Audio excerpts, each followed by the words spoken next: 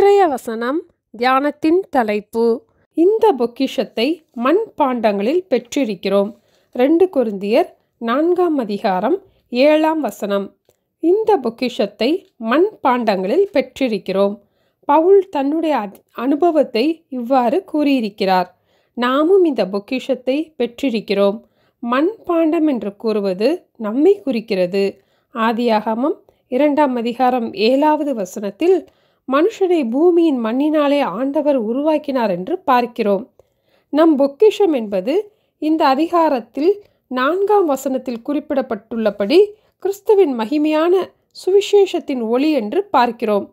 வேத வசனமாகிய பொக்கிஷத்தை நாம் பெற்றிருக்கிறோம். சவுல் ஆண்டவருடைய பிள்ளைகளை பயமுறுத்தி துன்பப்படுத்தி செயல்பட சென்றபோது வானத்திலிருந்து ஒரு ஒளி அவனை சுற்றிலும் பிரகாசித்தது. அப்பொழுது சவுலே சவுலே, நீ ஏன் என்னை துன்பப்படுத்துகிறாய் என்று சொல்லுகிற ஒரு சத்தத்தை கேட்டான். அதற்கு அவன், ஆண்டவரே, நீர் யார் என்றார். அதற்கு கர்த்தர், நீ துன்பப்படுத்துகிற இயேசு நானே என்றார். அந்த சுவிசேஷமாகிய ஒளியும் ஆண்டவரின் ஒளியும் அவனுடைய வாழ்க்கையை மாற்றினதால் இந்த பொக்கிஷத்தை மண்பாண்டத்தில் பெற்றார். அதற்கு பின் சவுல் அப்போஸ்தலனாகிய பவுலாக மாறினார். வேதத்திலே புதிய ஏற்பாட்டில் அநேக புத்தகங்களை எழுதினார். அநேகருடைய இருதயத்தை திடப்படுத்தினார், சீஷராக்கினார். ஒரு சிறு கதையின் மூலம் நாம் இதை எளிதாக புரிந்து கொள்ளலாம். கடற்கரை அருகே உள்ள ஒரு குகையில் ஒரு சிறு பை நிறைய களிமண்ணினாலே உருவாக்கப்பட்ட பந்துகள் இருந்தது.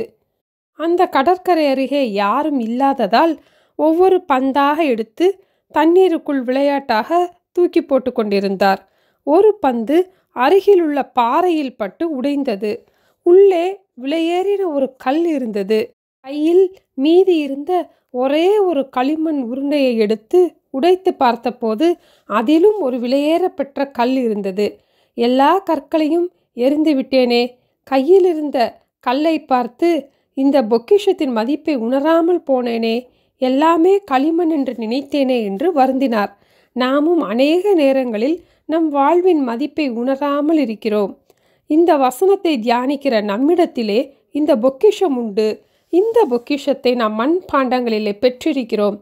இந்த பொக்கிஷத்தை பெற்ற பவுலும் 2 கொரிந்தியர் 4ஆம் அதிகாரம் 8-9 வசனங்களில், நாங்கள் எப்பக்கத்திலும் நெருக்கப்பட்டும் ஒடுங்கி போகிறதில்லை, கலக்கமடைந்தும் மனமுறிவடைகிறதில்லை, துன்பப்படுத்தப்பட்டும் கைவிடப்படுகிறதில்லை, கீழே தள்ளப்பட்டும் மடிந்து போகிறதில்லை என்று கூறினார். நமக்குள்ளே வசனமாகிய பொக்கிஷம் இருக்கும் வரை நமக்கு பலன், ஒன்றும் நம்மை சேதப்படுத்த மாட்டாது. நாமும் கூட எப்பக்கத்தில் நெருக்கப்பட்டாலும் ஒடுங்கி போக மாட்டோம், கலக்கமடைந்தாலும் மனமுறிவடைய மாட்டோம், துன்பப்படுத்தப்பட்டாலும் கைவிடப்பட மாட்டோம், கீழே தள்ளப்பட்டாலும் மடிந்து போக மாட்டோம். நமக்குள்ளே வசனம் இருக்கும் வரை நமக்கு பாதுகாப்பு. ஆதலால் வேத வசனமாகிய பொக்கிஷத்தால் நம்முடைய இருதயத்தை நிரப்புவோம். கிறிஸ்துவின் மகிமையான சுவிசேஷத்தின் ஒளி நம் மூலம் மற்றவர்கள் வாழ்க்கையிலும் ஒளி வீச ஜெபிப்போம். நம்மால் முடிந்தவரை செயல்படுவோம். ஜெபிப்போமா? எங்கள் அன்பின் ஆண்டவரே, உம்முடைய விலையேறப்பெற்ற வார்த்தையாகிய பொக்கிஷத்தை எங்களுடைய இருதயத்திலே தந்திருப்பதற்காக ஸ்தோத்திரம் அப்பா.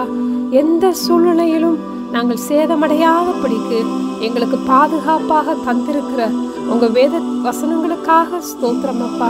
நாங்கள் இன்னும் அதிகமாக வசனத்தை கற்றுக்கொள்ளவும் மற்றவர்களுக்கும் அதை பிரசித்தப்படுத்தவும் எங்களுக்கு உதவி செய்ய வேண்டுமாய் இயேசுவின் நாமத்தில் ஜெபிக்கிறோம் பிதாவே, ஆமேன். Thank you. Have a blessed day.